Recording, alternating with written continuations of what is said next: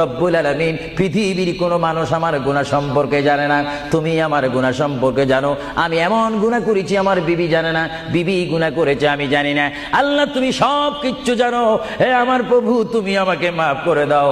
আমার আল্লাহ বলে, তারপরও যদি তোমাদেরকে আমি মাফ না করি, তারপরও বান্দা তোমরা আমার রহমতের দরজা থেকে ফিরে যাইও না। আমি তোমাদেরকে হুকুম দিচ্ছি, ওয়ালাউ আন্নাহুম ইয যালামু আনফুসাহুম জাউকা, বান্দারে যদি গুনাহ করে ফেলো আমার রহমত থেকে মুখ ফিরে তুমি চলে যাইও না। বান্দা, আকাশ পরিমাণ যদি গুনাহ করো, পাতাল পরিমাণ যদি গুনাহ করো, সাগরের পানি পরিমাণ যদি গুনাহ করো, পাহাড় তুলনায় যদি তুমি গুনাহ করো, আমার দরবার থেকে তুমি নিরাশ হইও না। বান্দা, আমি তোমাকে একটি রাস্তা বাতাই দিচ্ছি, একটি পথ তোমাকে আমি দেখাই দিচ্ছি। সেই পথটি কোন পথ তোমরা জানো?